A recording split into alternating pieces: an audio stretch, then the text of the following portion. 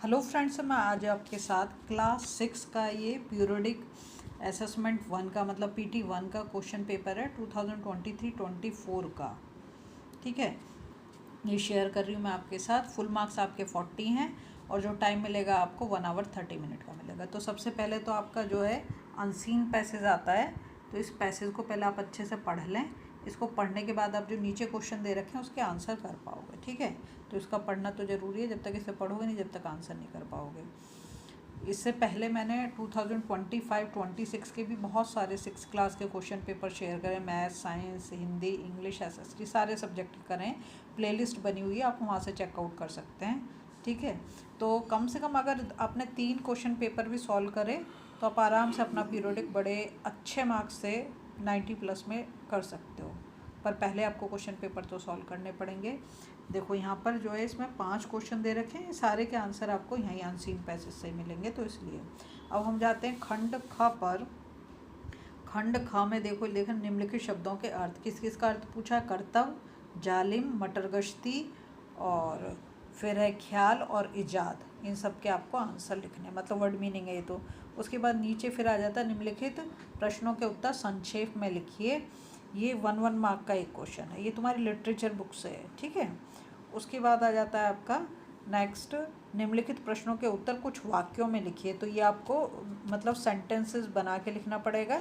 3 question है, 3 mark के हैं, तो इसमें आप कम से कम 30 से 40 वर्ड्स में आंसर करें, तब आपको मार्क्स मिलेंगे। ठीक है, तो जो मतलब इंस्ट्रक्शन दे रखे हैं उसे ध्यान से पढ़ें, उसके बाद करें, क्योंकि जैसे मार्क्स उसने दे रखे हैं उसी के अकॉर्डिंग आपको आंसर लिखने पड़ेंगे।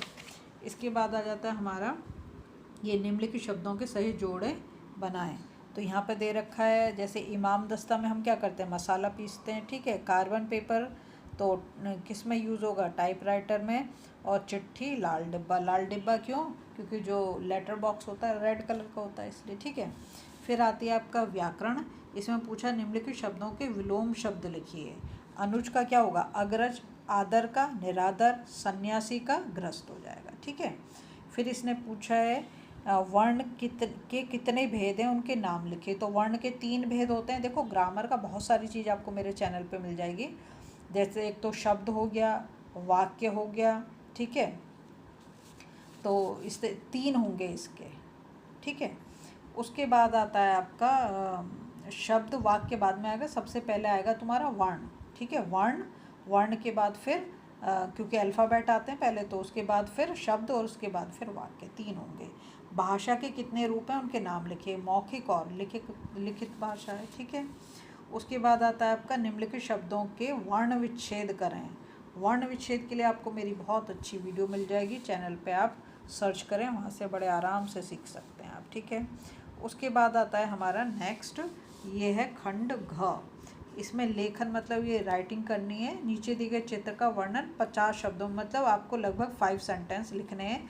जो भी आपको पिक्चर में दिखाई दे रहा है उसी के अकॉर्डिंग लिखना है आपको। ठीक है, जैसे सबसे पहले तो ये हमें किसका चित्र दिखाई दे रहा है कि एक कक्षा का है। ये बच्चे बैठे हुए हैं, टीचर खड़ी हुई है।